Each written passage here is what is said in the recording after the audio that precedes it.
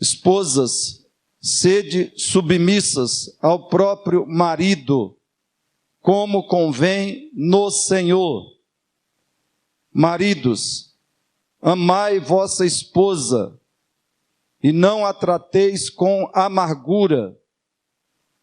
Filhos, em tudo obedecei a vossos pais, pois fazê-lo é grato diante do Senhor. Pais, não irriteis os vossos filhos, para que não fiquem desanimados. Amém.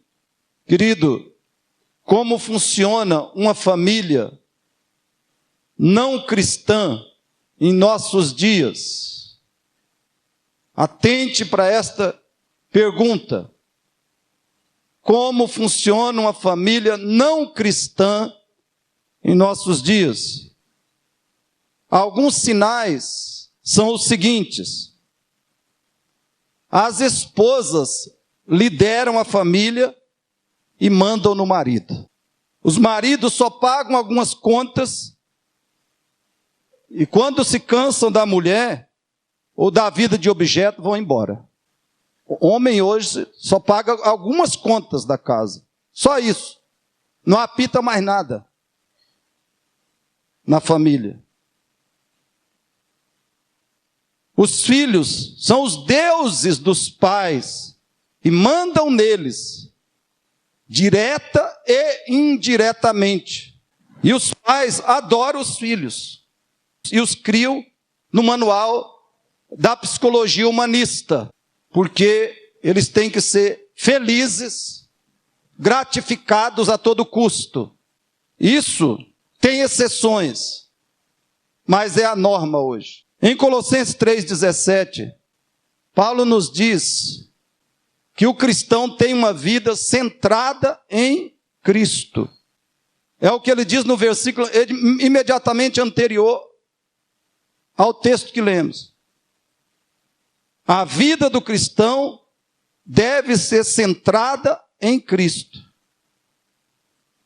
Olha o que ele diz: e tudo o que fizerdes, seja em palavra, seja em ação, fazei-o em nome do Senhor Jesus, dando por ele graças a Deus Pai. É por isso que a partir do verso 18, o apóstolo vai apresentar vários exemplos do que é fazer tudo em nome do Senhor Jesus Cristo. Então ele diz: tudo que vocês fizerem, seja em palavra, seja em ação, façam em nome do Senhor Jesus. Façam tendo a Ele como motivo, como fundamento, como centro e como propósito. Façam tudo em nome do Senhor Jesus. E aí ele vai apresentar, então, a partir do verso 18, vários exemplos do que é fazer tudo em nome do Senhor Jesus. E é assim que ele nos responde a seguinte pergunta: como funciona uma família cujos membros estão unidos a Cristo? Nós vimos o que é hoje uma família não cristã, como ela funciona. Mas e o outro lado? Como é que é o outro lado? Como funciona uma família cujos membros estão unidos a Cristo? Na família unida a Cristo, em primeiro lugar, a esposa respeita a autoridade e a liderança do marido. Na família não cristã, o que acontece com a esposa? Ela lidera a casa toda. Ela manda, ela governa, ela chefia, ela é a autoridade. Mesmo que não seja explicitamente, mesmo que não seja oficialmente. Mas como é uma família cristã? Vamos falar juntos? A esposa respeita a autoridade e a liderança do marido. Verso 18. Esposas, sede submissas ao próprio marido, como convém no Senhor. Queridos, a palavra submissas é a tradução do grego hupotasso, que literalmente quer dizer sujeitar, obedecer, ser subordinado. Então, uma esposa submissa, como que ela é? Ela se sujeita ao marido. Ela se sujeita à autoridade, ao governo, à liderança do marido na sua casa. Ela obedece o marido. Ela é subordinada, no bom sentido, mas subordinada ao marido. Nesse versículo nós encontramos 3 princípios divinos.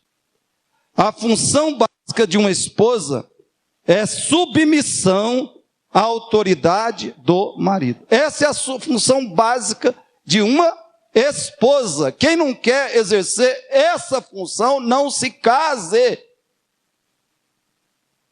Você que é moça, você que é adolescente ou jovem ainda solteira, se você não quer exercer essa função, não se case. Pois a palavra de Deus está dizendo, a função básica de uma esposa é submissão à autoridade do marido.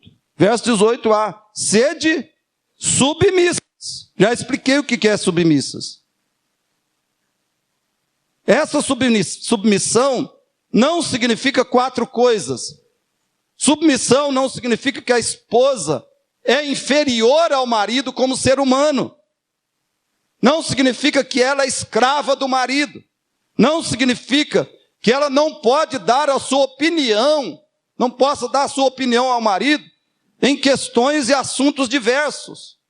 Não significa que a esposa não possa questionar a conduta do marido em quaisquer assuntos ou situações. Mas submissão significa que a esposa é uma auxiliadora do marido em tudo. Submissão significa que a esposa segue a liderança, a orientação do marido em todas as questões da família. Ela segue a liderança, a orientação do marido. E o marido que não lidera, que não exerce liderança, autoridade, governo na sua casa, é um frouxo. Está em pecado. É um omisso. Está desobedecendo o Senhor. Até porque a esposa, uma das grandes necessidades da esposa é sentir, é experimentar essa segurança, essa proteção da liderança, da autoridade, do governo do marido sobre ela, sobre os filhos, sobre toda a família. A esposa precisa dessa segurança, dessa proteção. Ela precisa desse direcionamento do marido, dessa autoridade que vem de Deus para ela através do marido. Ela segue a liderança, a orientação do marido em todas as questões da família. Submissão significa que a esposa não procura ser a chefe, a autoridade da casa, mas ela respeita e segue o governo do marido. Isso quer dizer, queridos, que tudo que uma esposa fizer sem a concordância e a aprovação do marido é pecado. É o quê? Pecado. Você aí, esposa, que está tomando suas decisões, seguindo a sua própria cabeça, guiada pelo seu próprio nariz dentro de casa, você está em pecado. O marido não pode falar nada que recebe uma patada. Não pode questionar, não pode exigir nada, não pode impor nada. Que a mulher se levanta, fica com raiva, faz cara feia, fica ressentida. não é serva de Deus. Não é serva de Cristo. Sabe por quê que nós vamos ver em segundo lugar? A submissão da esposa é o seu dever como mulher cristã. É o seu dever como mulher cristã. Mesmo uma feminista, ela é obrigada diante de Deus a ser submissa ao marido e ela vai ser julgada por isso e condenada, se não se arrepender antes. A feminista, qualquer religiosa, tem a obrigação de ser submissa ao marido. Imagina a mulher cristã. Verso 18b está dizendo, como convém no Senhor. Essa expressão, como convém, significa como é justo, correto, apropriado diante de Deus e dos homens.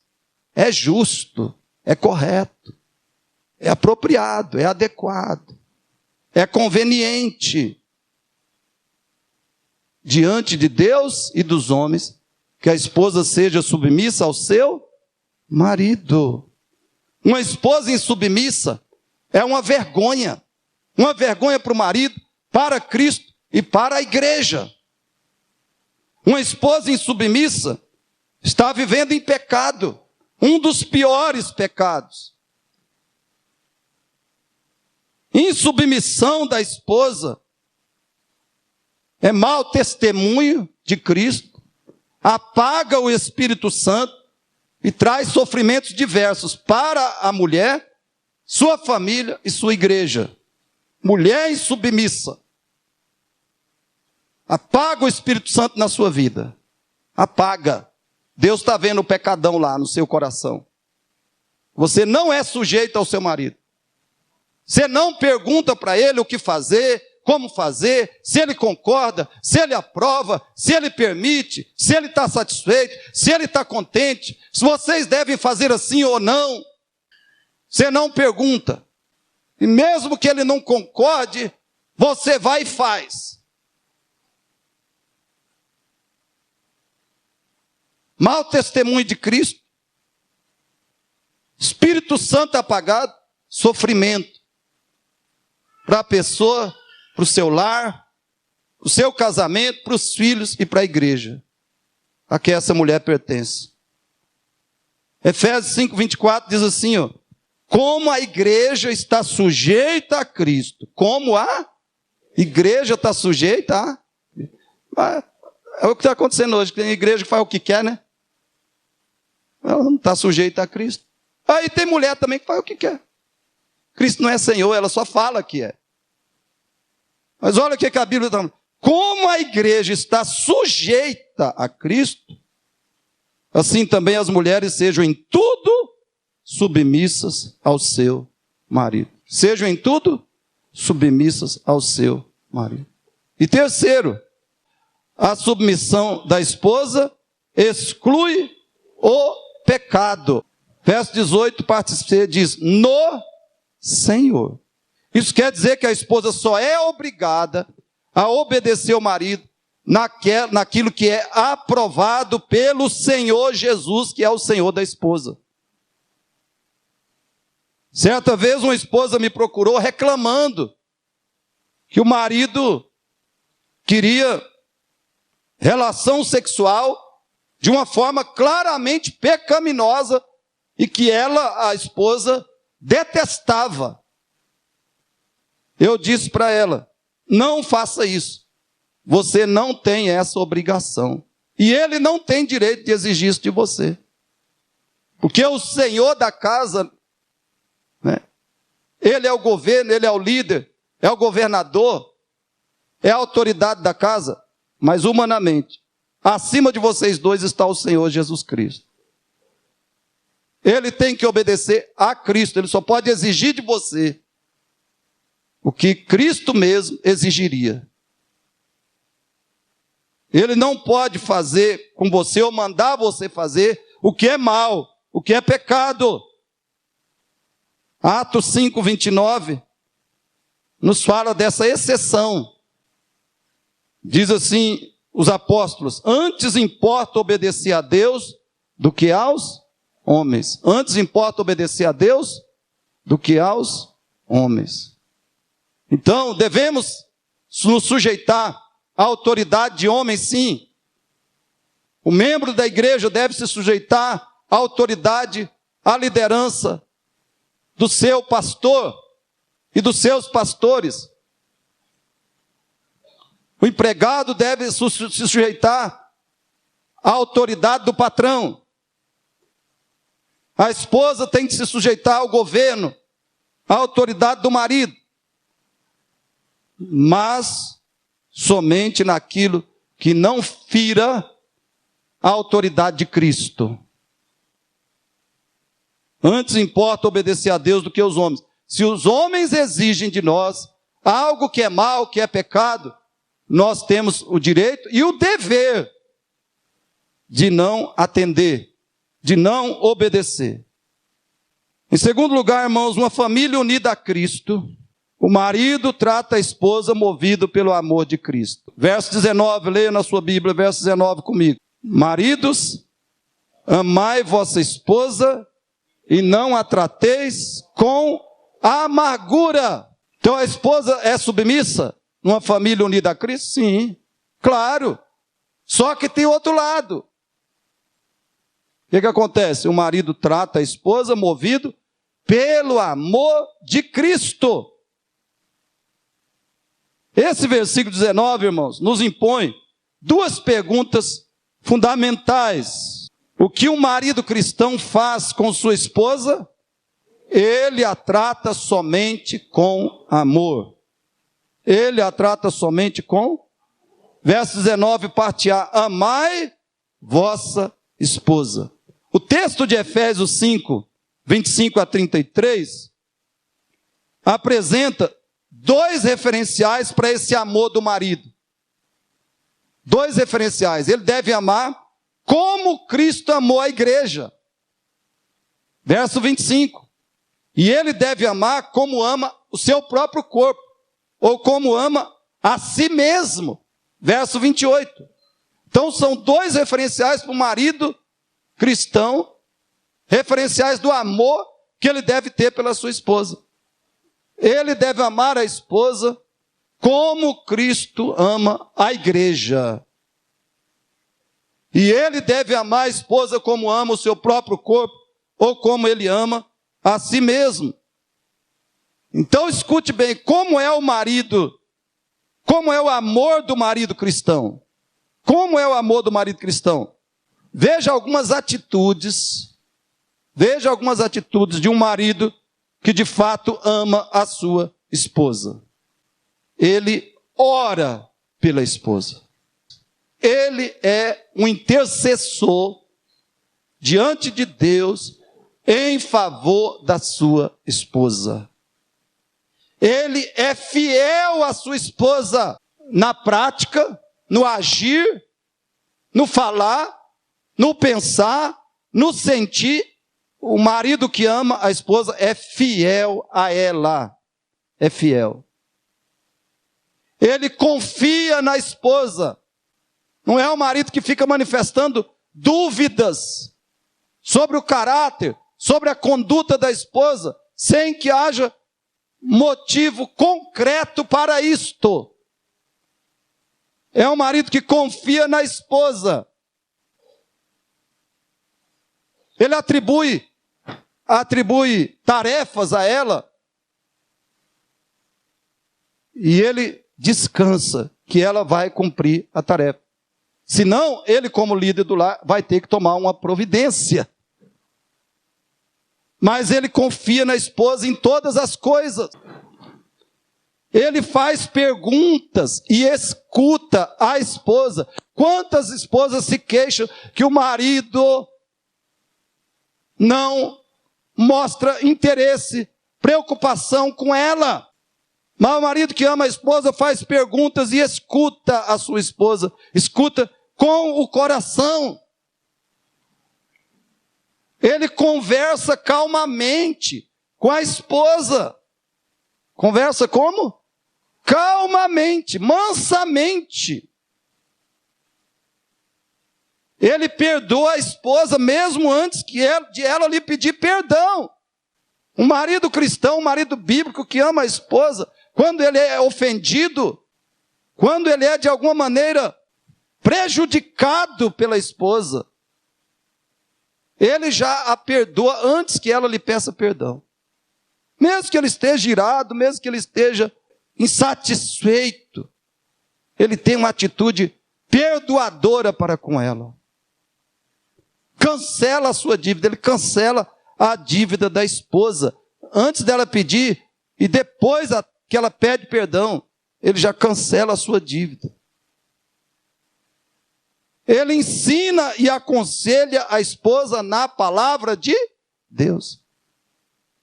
Sabe por que muitas esposas assumem o comando do lar, a liderança, agem como se fossem as autoridades da casa?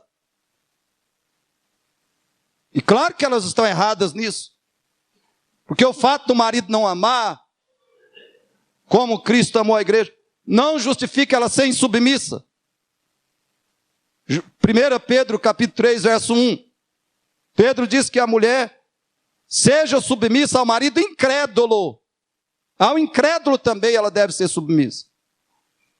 Mas muitas esposas não são submissas como devem ser,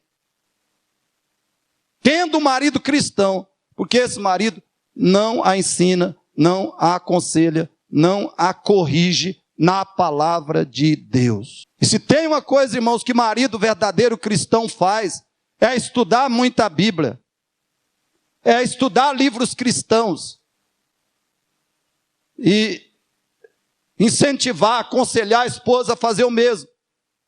E ele ensina a Bíblia para a esposa, ele ensina a Bíblia para os filhos, ele aconselha a esposa quando ela está equivocada em alguma ideia ou em algum comportamento. Ele a aconselha, ele a corrige. Ele exige que ela se esforce para mudar. Isso é marido que ama a esposa, que exerce a autoridade bíblica do lar, que lidera a sua esposa. Ele elogia a esposa em particular e publicamente. Elogia. Na intimidade, elogia publicamente. E fala dos defeitos dela só para ela. Fala dos problemas dela só para ela. Ele supre as necessidades da esposa. Supre as necessidades espirituais, emocionais, físicas, financeiras. Ele supre as necessidades da esposa. Ele libera a esposa da tarefa de fazer o que não é função dela. Por exemplo, marido bíblico e que ama a esposa, ele nunca cobra que a esposa trabalhe fora para ajudar a sustentar a casa, porque isso é obrigação dele. Agora, se ela quiser, puder trabalhar fora, quiser e puder, e ele aprovar isto, aí ela pode. Mas ele não exige isso dela. Ele dá presentes para a esposa regularmente. Marido que ama a esposa lhe dá presentes regularmente. Eu quero perguntar para o marido que está aqui, ou que vai me ouvir depois pelo vídeo, faz quanto tempo que você não dá um presente para sua esposa? E mais, faz quantas vezes na vida você já fez um sacrifício para dar um presente assim, que a sua esposa ficasse assim, olha, valeu.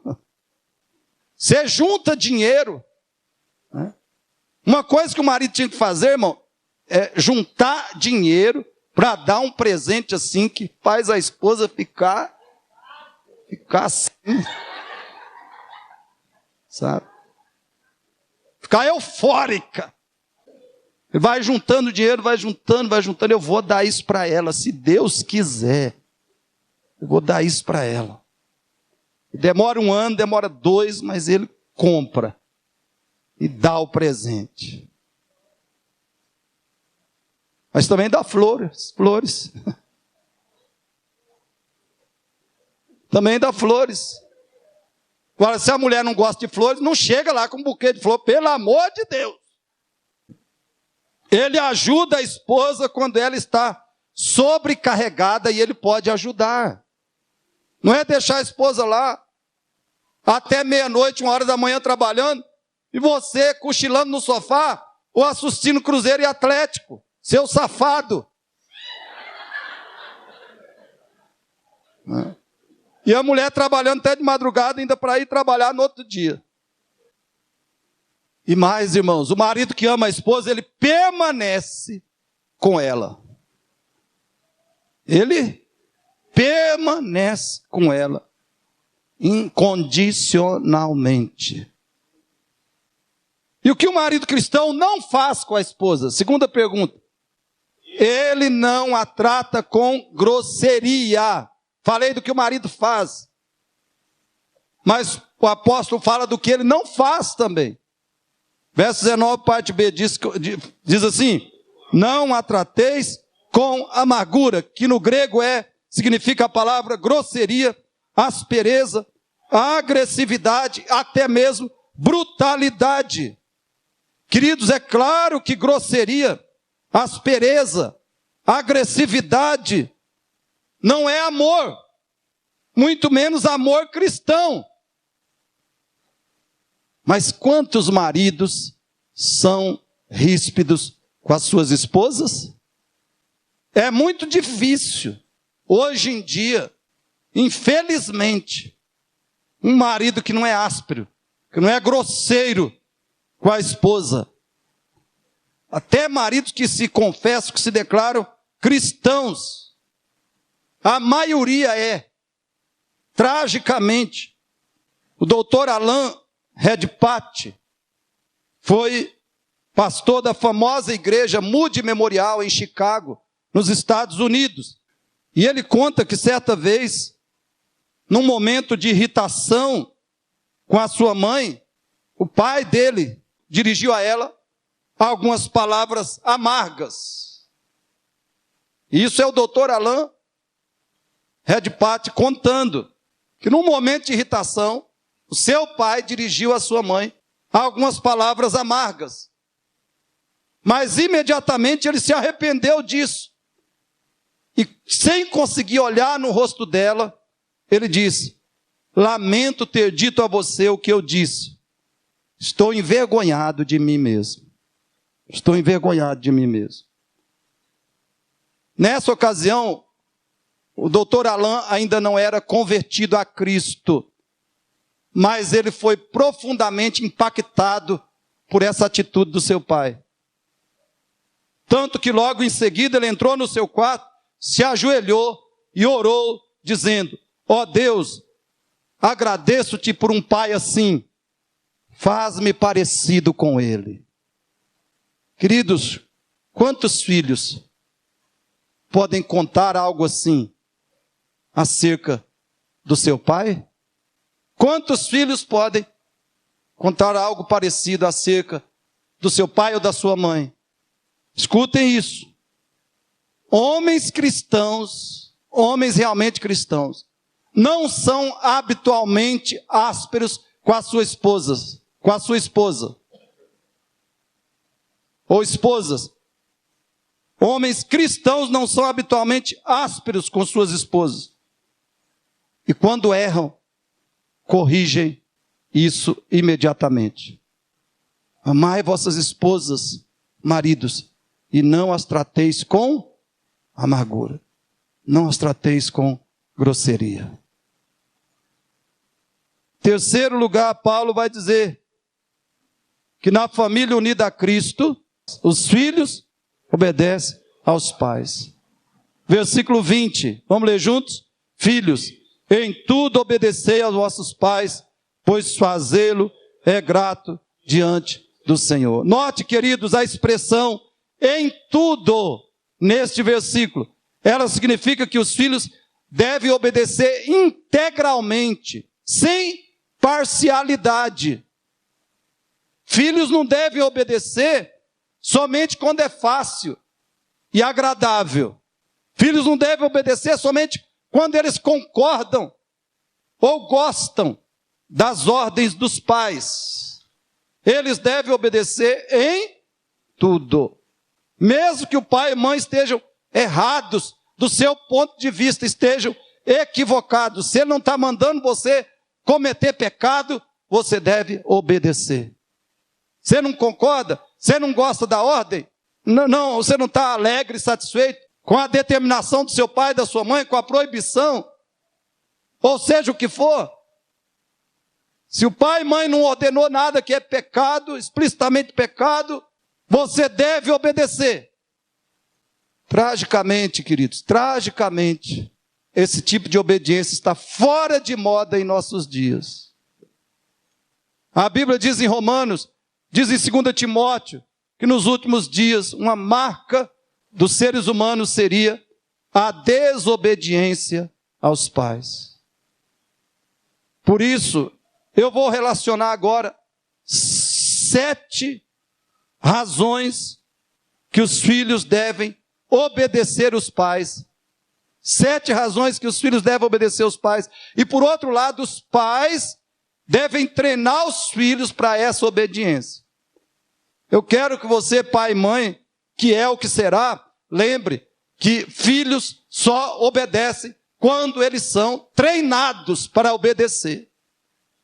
E os pais se queixam muito hoje da desobediência, da rebeldia, da insubordinação dos filhos. Mas talvez a principal falta, a principal causa disso está nos pais, que não ensinam, que não corrigem, que não disciplinam, e que não treinam os filhos para a obediência. Então, 7 razões para a obediência dos filhos, que os pais devem treinar os filhos para essa obediência. Primeiro, filhos devem obedecer porque isso é agradável a Deus. É o quê? Agradável a Deus. Essa é a razão que o nosso texto apresenta. Pois fazê-lo é grato, ou seja, agradável diante do Senhor. Se fosse apenas essa razão para os filhos obedecerem os pais, já seria mais do que suficiente. Se Deus manda uma coisa, ela é absolutamente certa e boa. Só porque Deus manda. Segundo, os pais já conhecem um pouco da vida, enquanto os filhos ainda são imaturos e ingênuos. A obediência aos pais cristãos é um caminho de segurança aos filhos. Você jovem, você adolescente, você não sabe o que é a vida. Você não sabe o que é o mal. Você não sabe ainda bem o que é o diabo. Você não sabe o que é o mundo. Seu pai e sua mãe devem saber, ou deviam. Então obedeça seu pai e sua mãe. É segurança para você. Terceiro, quem não obedece aos pais terá dificuldade de obedecer outras autoridades. Professor, patrão, polícia. E é claro que isso só vai acabar mal. 4, a obediência aos pais guarda do sofrimento desnecessário e traz a felicidade possível neste mundo. Um filho quer ser infeliz, quer ter uma vida miserável, quer ter uma vida talvez desgraçada, seja desobediente, seja rebelde aos seus pais. A obediência aos pais guarda do sofrimento desnecessário e traz a felicidade possível neste mundo. Depois você leia Provérbios capítulos 3 e 4, que trata disso. Provérbios capítulos 3 e 4. 5. Filhos que desobedecem os pais se colocam em associação direta com Satanás. Ele é o pai da rebelião.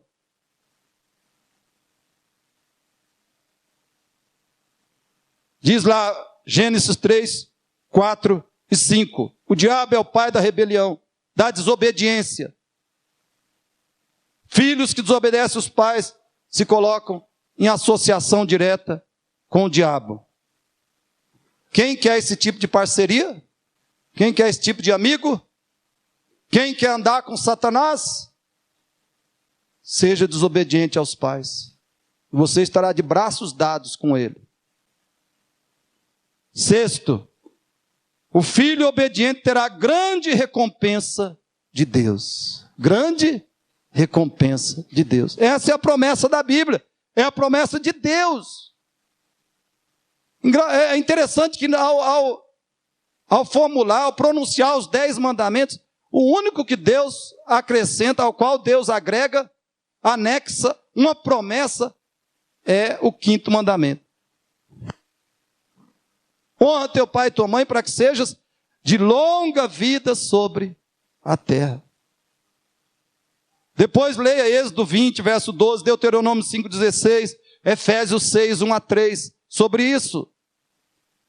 E sétimo, um filho pode ser obediente sem ser cristão, mas ninguém é cristão sem ser um filho obediente. Se você foi salvo por Cristo, um sinal de que você é salvo é que você obedece e honra seus pais. Eu espero que todos que estão aqui, todos os pais aqui presentes, e aqueles que serão pais, ensine aos filhos esses motivos para a obediência e os corrijam quando eles desobedecerem. Mostre para os seus filhos esses motivos para a obediência. Enfatize isso com eles. Faça eles memorizarem esses motivos da obediência. E os corrijam quando eles desobedecerem. Use a vara, use tudo que tiver ao seu alcance. Mas corrija o seu filho desobediente. Porque ele nasceu com o coração cheio do pecado e do diabo. É o que a Bíblia fala. Corrija o seu filho. Enquanto há esperança. Enquanto há, corrija o seu filho. Em quarto e último lugar, irmãos, numa família unida a Cristo, os pais educam os filhos com a sabedoria bíblica. Numa família unida a Cristo, os pais educam os filhos com a sabedoria bíblica. Verso 21. Pais, não irriteis os vossos filhos, para que não fiquem desanimados. Efésios 6, 4 diz: pais, não provoqueis os vossos filhos a ira, mas criai-os na disciplina e na admoestação do Senhor. Essa palavra, irriteis, significa, o sentido dela no original é causar a ira, causar a revolta dos filhos com palavras, atitudes e ações insensatas. Quando é que os pais irritam indevidamente os filhos? Irritar pela correção correta, tudo bem. Mas quando é que os pais irritam, nesse sentido aqui? Quando é que os pais provocam ira e revolta nos filhos? É quando eles tratam os filhos com palavras, atitudes e ações insensatas. E essa palavra aí, desanimados, significa decepcionados, desmotivados e até mesmo desesperados.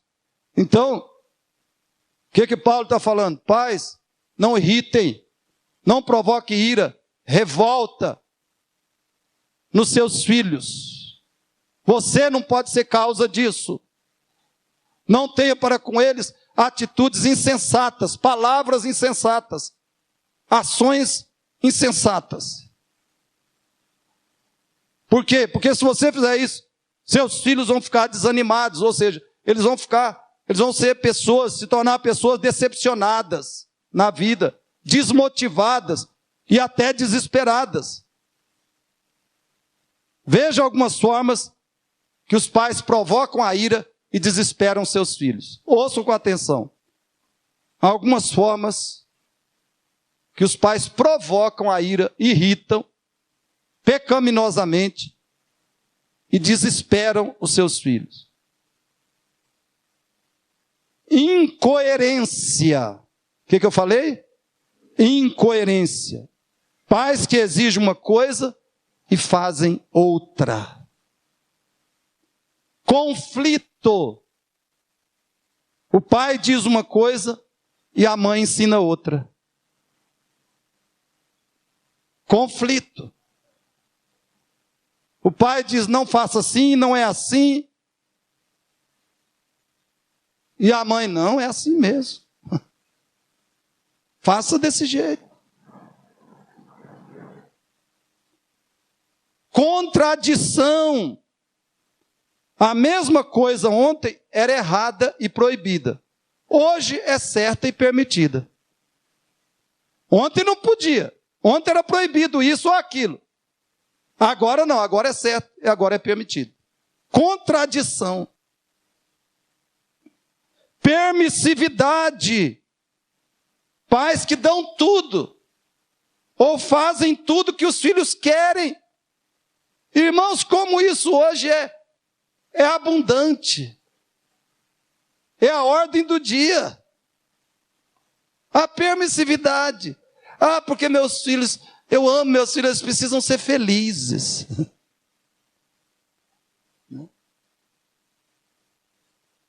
Eu não posso frustrar os meus filhos.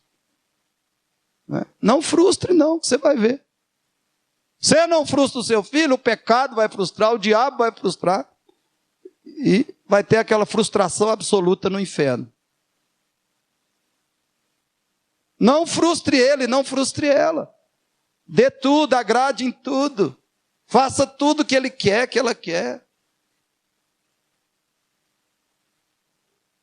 E mais, como os pais irritam e desesperam os filhos, um lado é a proibitividade, é a permissividade, o outro é o proibitismo.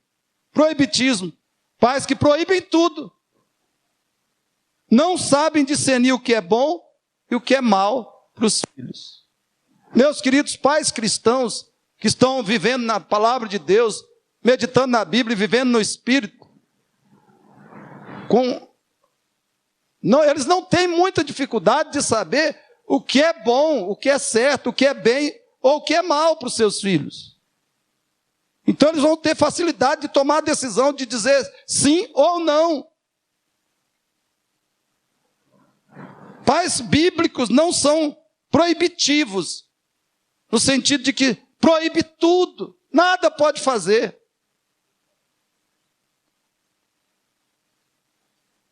Silêncio.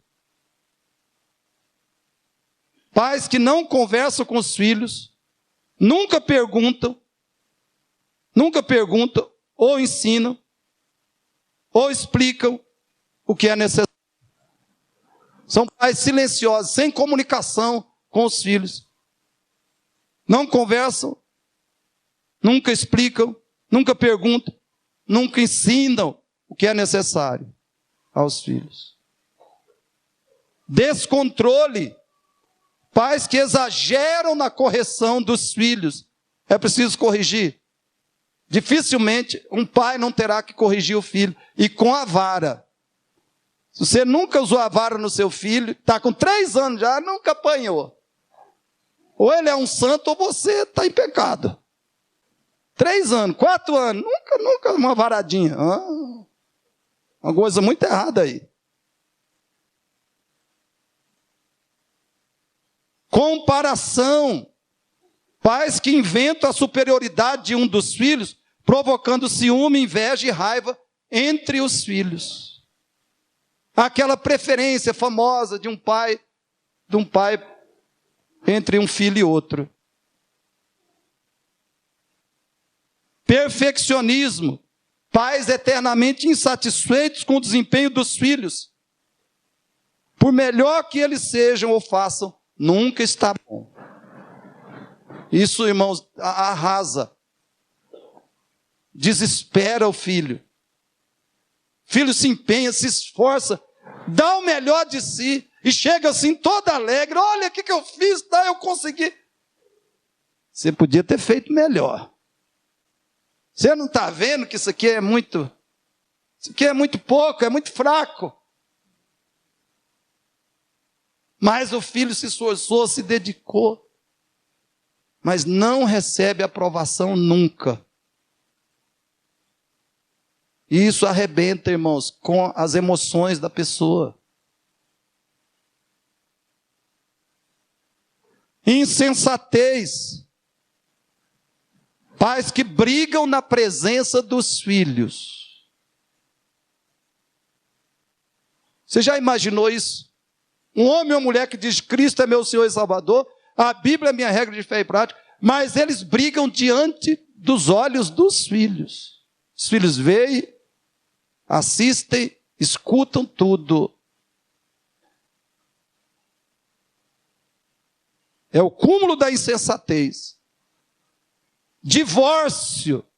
Pais que dizem amar a Cristo, mas não amam um ao outro, nem o suficiente para construírem um bom casamento. Agora a Bíblia diz, irmãos, se eu não amo ao meu próximo, a quem vejo, a pessoa que mais eu devia amar nessa terra, que é a minha esposa ou meu marido, como é que eu vou amar a Cristo?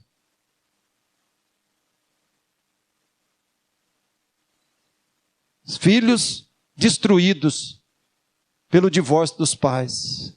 Pais que se diziam discípulos de Cristo.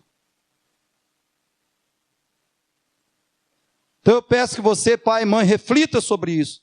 Você tem edificado ou danificado os seus filhos? Concluindo, amados, escutem bem.